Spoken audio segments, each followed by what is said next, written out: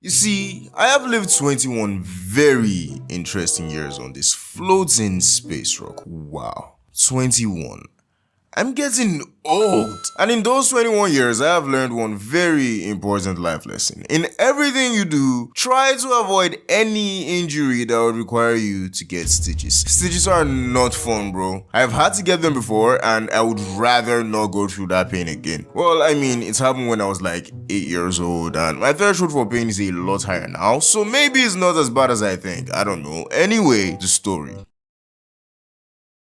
It was a dark and stormy night. It wasn't stormy, but it was dark, and I was eating with my sisters in the dining area while my mom and aunts were chilling in my room. The power was out, so we were using candles. I was the first to finish eating, and I needed to go keep my plate in the kitchen, so I begged my sisters to let me borrow the candle for a few seconds so I could drop my plate in the sink, but the younger one didn't agree because she was scared of the dark. I tried to convince her that it wouldn't be as dark as she thought it was going to be because the kitchen was right beside the dining room, and I'd leave the door open so the light could reach them, but back then my persuasion skills weren't that great, otherwise I wouldn't be making this video. You see, she was so sure that something was going to come out of the shadows and grab her the moment I took the light out of the room and turned my back, and honestly, I can't even blame her. She was like 5, and the house we grew up in had a lot of unusual activity and sightings. Some might even go as far as calling them paranormal or supernatural. Maybe it was a haunted house or something, I don't know, but that's a whole other video on its own.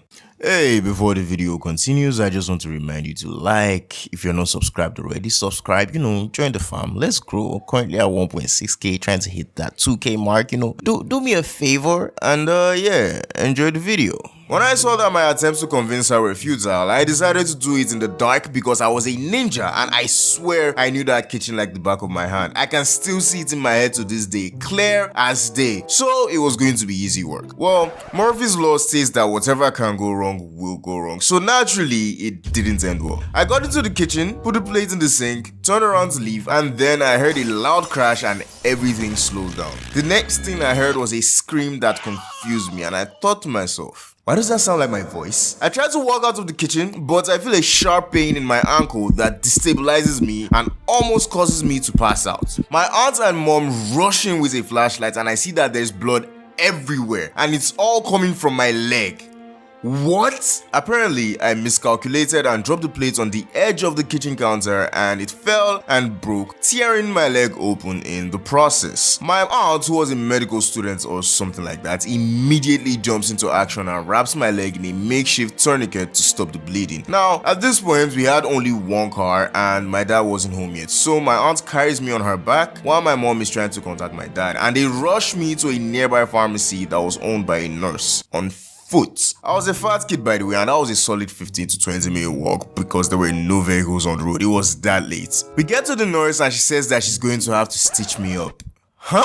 What do you mean stitch me up? What are you talking about? Mom, mother, what is she talking about?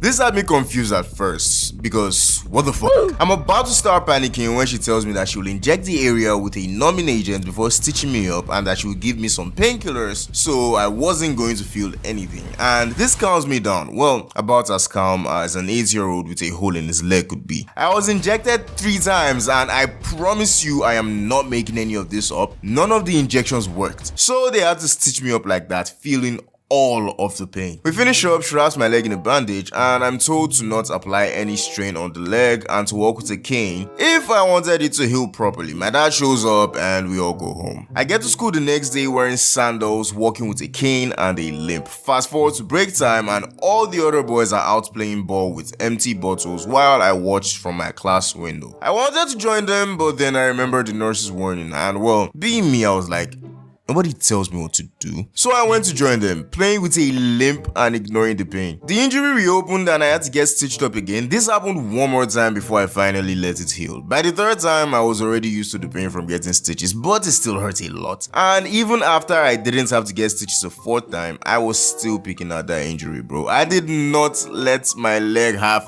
peace. Even took off the bandage at one point, causing it to take even longer to heal. I am just so glad it didn't get infected or something. I probably have like a wooden foot by now. Eventually, it healed up fine, but it did leave a scar. It's been over 13 years now, so it's not very noticeable, but still there. Anyway, that's the story of the first time I got stitches. Be sure to like, subscribe, leave a comment. Watch some of my other videos. That's how the algorithm knows you like my stuff. Put your friends on too, and you might as well go follow my Instagram. We're trying to grow everywhere, you feel me? Gotta get some clout so I can DM the baddie somehow, you know. Do your boy a favor. Anyway, until next time, goodbye, and I love you.